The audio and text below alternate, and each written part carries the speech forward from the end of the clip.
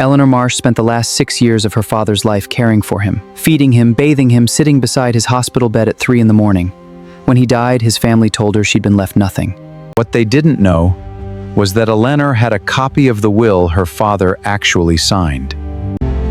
They thought the real will was destroyed. They were wrong. Who changed Richard Marsh's will, and when?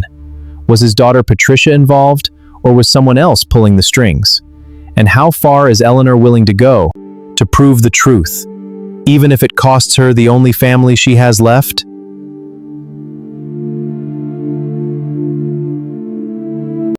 To this family, may we always look after one another. Eleanor was the eldest, steady, dependable, always the one who showed up. James was quieter, to stay out of conflict, even when conflict found him anyway. Patricia came into the family later, after Richard remarried. She was 16, old enough to feel like an outsider in a house that already had its rhythm set, And never quite shook that feeling, even decades later. Eleanor's always been the responsible one. I don't know what I'd do without her. Small moments like this one repeated for years. Patricia never said anything. She just remembered every one of them. I know things are different for you here, Patricia, but you're my daughter too. I want you to know that. Okay. Richard meant it. Patricia never quite believed it. That gap between intention and feeling would define the next 20 years of their relationship. By the time Richard turned 80, Eleanor had become his full-time caregiver, managing his medications, his appointments, his meals. James visited on weekends. Patricia visited rarely, and always seemed to leave more bitter than she'd arrived.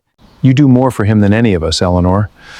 Has he said anything about, making sure that's reflected somewhere? I'm not doing this for anything, James. I'm doing it because he's our father.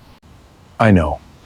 I just don't want you to be the one who gets forgotten because you were too busy showing up for everyone else. Eleanor, I need you to hold on to something for me, just in case. Dad, what are you talking about? A copy of my will, the real one. Keep it somewhere safe and don't tell your sister. Why not tell Patricia or James? Because I've watched how people change when money enters a room, Eleanor. I need to know that at least one copy of the truth survives, no matter what anyone tries to do. Richard Marsh handed his daughter a sealed envelope. He never fully explained why. Eleanor didn't ask twice. This makes it official, Richard. For what it's worth, I think you got this one right. I hope so, Robert. I just want it to be fair. Your father's lawyer called again. He wants to talk about updating the documents. Then we make sure we're in the room when it happens. And Eleanor? Eleanor's been managing his pills and his meals for 6 years. It's about time someone else managed something too. What Patricia didn't fully know yet was that Greg's business was quietly collapsing under debt. For Greg, this wasn't just about old family wounds. It was about survival. And he was prepared to use Patricia's pain to solve his own problem. You've spent your whole life feeling like an afterthought in that family, Pat. Don't you think it's time your father finally made things right? He's tried, Greg, in his own way. Trying isn't the same as doing, is it? Patricia wanted to believe her husband was simply standing up for her.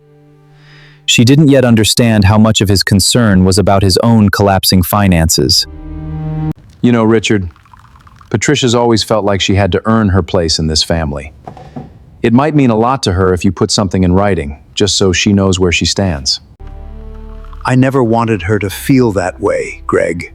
Richard's guilt, decades of trying and never quite closing the distance, became the opening Greg needed. 6 months before he died, Richard signed a new document in a room where only Patricia and Greg were present, and where, according to the paperwork, Mr. Holloway himself had notarized it. This isn't right. Holloway had notarized thousands of documents in his career. Something about this one didn't sit right, but without proof, his hands were tied. In his final months, Richard's clarity came and went. There were days he couldn't recall what he'd signed the week before, and Patricia and Greg knew exactly which days to choose. Eleanor, the envelope. Don't forget the envelope. I won't, Dad, I promise. Whatever they tell you, show you. That envelope is the truth. 3 days later, Richard Marsh passed away. At the funeral, the family stood together for the last time without open conflict between them. It wouldn't last past the following week. And the entirety of the estate is to be left to Patricia Coyle. That's not possible! It's what Dad wanted, Eleanor. Patricia, are you sure this is right? It's notarized, it's legal. Eleanor said nothing else in that room. She simply stood up, walked out, and went straight home to find an envelope she hadn't opened in 2 years. Inside was a will, signed, witnessed, and notarized 4 years earlier. A will that told a very different story. If this is real, Eleanor, it changes everything. But if you're wrong, it could end whatever's left of this family for good. I'm not wrong, James. And I'd rather lose what's left of this family to the truth than keep it by pretending. James didn't fully believe her yet. But he didn't walk away either. That, in itself, was a start. Mr. Holloway, I need you to look at something. Today, if you can, I can come over. This signature on the new will, Eleanor, it doesn't match any of his others from that year. Look here, the pressure, the spacing. I don't believe your father signed this page. Can we prove that? Will it hold up? I know a forensic document examiner the courts trust. If she confirms what I'm seeing, it won't just hold up. It'll be very hard for anyone to argue against. Holloway arranged for an independent forensic examination of both signatures, a process that would take nearly 3 weeks. The report's conclusive, Eleanor. The signature on the new will was not produced by your father's hand. Then it's true, all of it. It was the proof Eleanor needed, but proof alone wasn't going to be enough to convince Patricia and Greg to admit what they'd done. Holloway's lawyer called again, Pat. They had the signature examined. Let them examine it. There's nothing to find. Pat, the second page, the initials, you told him not to read it too closely, remember? That was you, Greg, not me. For the first time, a crack appeared between them, and Patricia began to understand exactly how deep her husband's deception had gone. Tell me the truth, Greg. Did you forge his signature? I did it for us, Pat, for our future. You did it for you, and you let me believe my father finally chose me when none of it was even real. Patricia's resentment toward her father had been real for 20 years. But the betrayal she felt in that moment belonged entirely to her husband. Eleanor had everything she needed. What remained now wasn't proving the truth. It was deciding what kind of person she wanted to be once everyone finally saw it.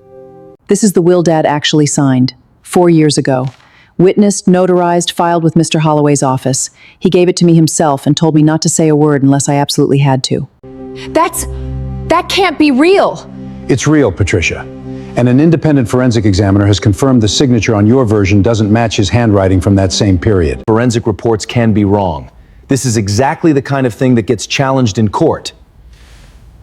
It can be challenged, Mr. Coyle.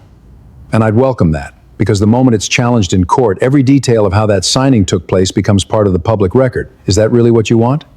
Did you know, Patricia? Did you know what he did? Not at first. I wanted to believe Dad had finally chosen me. I didn't want to look too closely at why. You always had a place in this family, Patricia. You didn't need to take mine to find it.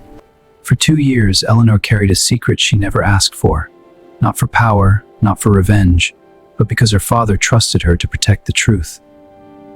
My business was failing.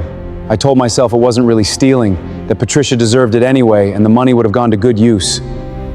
I was wrong about all of it. It wasn't an apology, but it was, for the first time, the truth. The original will stands. The estate passes to Eleanor, as Richard intended. Given what's been admitted today, the forgery itself will need to be reported. That part isn't optional, regardless of what any of us decide about the rest. I understand. I fully understand. I spent so long thinking you had everything, Eleanor. The closeness with Dad, the trust, all of it. I never stopped to think about what it actually cost you to earn it. It cost me a lot, Patricia. But it was never a competition. I wish you'd believed that 20 years ago. So do I. It wasn't forgiveness. Not yet. But for the first time in 2 decades, it was an honest conversation between them. I should have believed you from the start. You believe me now. That's what matters, James. What will you do now with the house, the estate, all of it? Set aside what's fair for you. Keep the house exactly the way Dad left it. And try, for once, to stop carrying everyone else's weight along with my own. The court would later formally uphold the original will. Patricia would face the legal consequences of the forgery, separate from Eleanor's own decisions about the estate. And Eleanor, true to her word, chose generosity over retribution, not because Patricia or Greg had earned it, but because it was who she'd always been. I kept my promise, Dad. Eleanor never wanted a fight. She only ever wanted the truth to matter as much as her father always told her it did. In the end, it did.